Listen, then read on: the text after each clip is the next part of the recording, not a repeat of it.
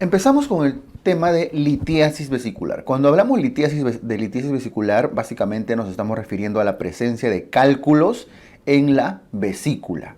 Es lo mismo que decir colelitiasis. De una vez le voy a poner acá su sinónimo. No olviden que cole es cole o colecisto, es el prefijo que se usa para vesícula. Colelitiasis. Podrían decir también colecistolitiasis, porque la palabra colecisto también es un prefijo que se suele usar para el término vesícula. Colecistolitiasis, colelitiasis o litiasis vesicular, o simplemente cálculos vesiculares. ¿Okay?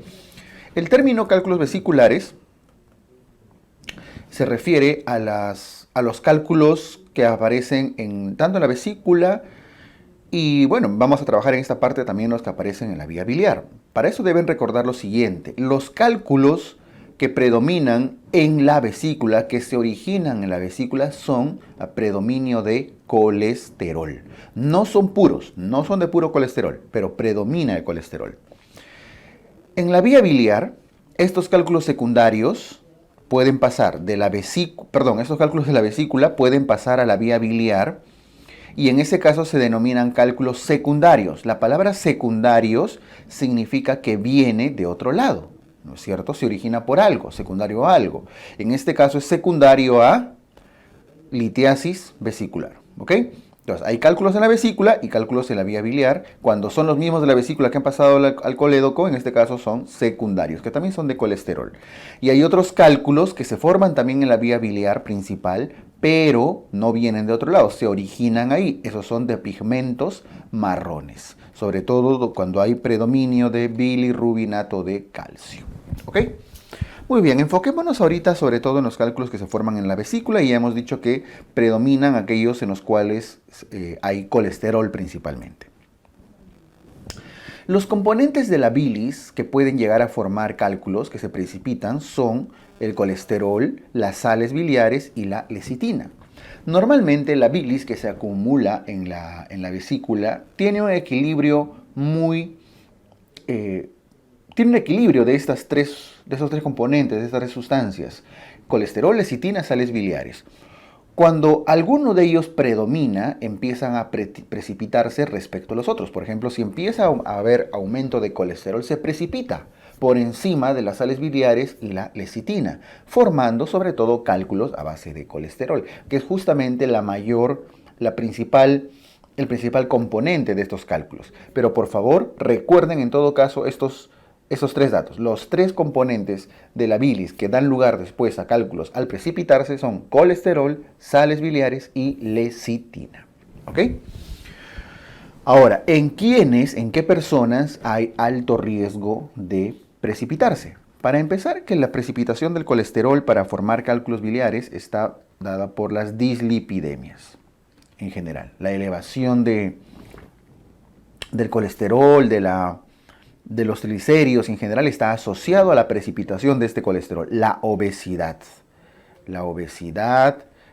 Las mujeres, el sexo femenino, las mujeres tienen más riesgo de desarrollar cálculos, sobre todo mujeres mayores de 40 años. ¿Ok? No son los únicos, por supuesto que los varones también, y está muy asociado a la obesidad y a las dislipidemias. Otra cosa que puede generar la precipitación del colesterol es el ayuno. Toda situación en la cual haya ayuno, es decir, acumulación de bilis en la vesícula sin que sea vaciado, porque como no entra alimento, la vesícula no se activa la colecistoquinina y la vesícula no genera este vaciamiento del contenido. El ayuno también favorece la éstasis biliar. Y ahora que hablamos de ayuno, en general también la nutrición parenteral. Cuando hay nutrición parenteral no ingresa alimento por vía enteral, por lo tanto la vesícula no entra dentro de un funcionamiento fisiológico, ¿no? El embarazo, la gestación, por eso las gestantes tienen alta probabilidad de desarrollar cálculos. La gestación, ¿por qué? Porque hay también, por la progesterona y demás, una éstasis biliar. Estos son varios de los principales factores de riesgo que desencadenan la precipitación del colesterol para la formación de cálculos. ¿Ok? Muy bien. La mayoría de la litiasis vesicular en general es asintomática, es decir, no suele tener síntomas. Tener cálculos en la vesícula no genera dolor, no genera malignización y esto, al menos no necesariamente, ¿ok? Casi siempre es asintomático. ¿Cuándo se hace sintomático? Cuando genera obstrucción, cuando los cálculos están asociados a pólipos, etc. y trae otros problemas. Así que normalmente es asintomático. Dado que es asintomático, el hallazgo suele ser casual, generalmente por una ecografía a veces de rutina. Acá arriba lo voy a poner. El diagnóstico es asintomático y casi siempre es a través de una ecografía como hallazgo casual, de repente por un chequeo médico o algo.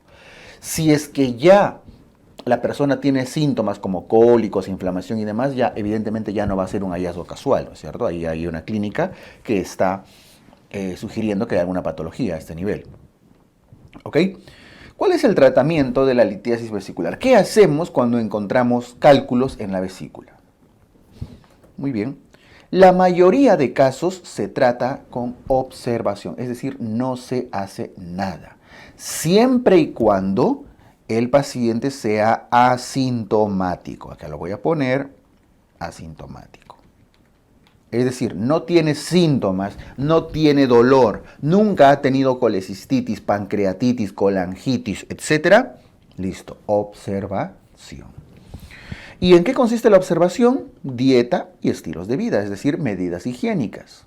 Es decir, bajarle las grasas, corregir la dislipidemia, bajar la obesidad, etc.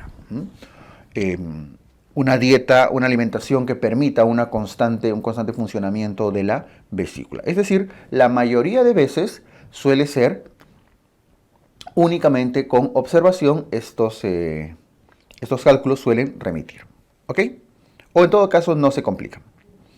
Hay algunos fármacos como el ácido ursodesoxicólico, por ejemplo, algunos quelantes, que pueden ayudar a reducir la formación o el tamaño de cálculos, pero no es, trae otros problemas también, no es lo apropiado. ¿Ok? Muy bien. ¿Cuándo es que se decide hacer la cirugía? Cuando se opera una vesícula que tiene cálculos, es decir, cuando se hace la colecistectomía laparoscópica, que es el gold estándar de tratamiento. La cirugía se realiza cuando el paciente está sintomático. ¿Y qué significa estar sintomático? Sintomático significa tener colecistitis o haber tenido colecistitis, tener cólicos a repetición.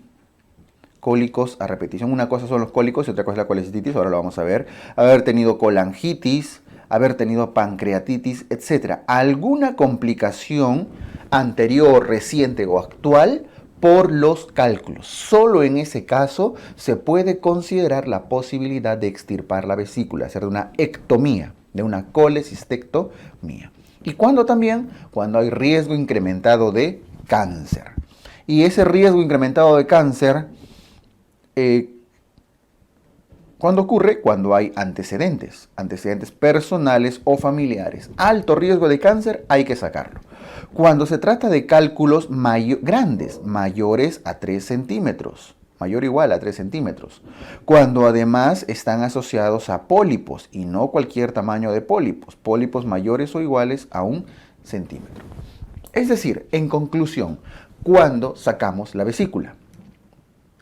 Cuando esa vesícula ya dejó de ser asintomática, tiene algún tipo de dolor, complicaciones propias de los cálculos, o cuando esa vesícula genera alto riesgo o está relacionado con alto riesgo de malignizar, de ser cáncer.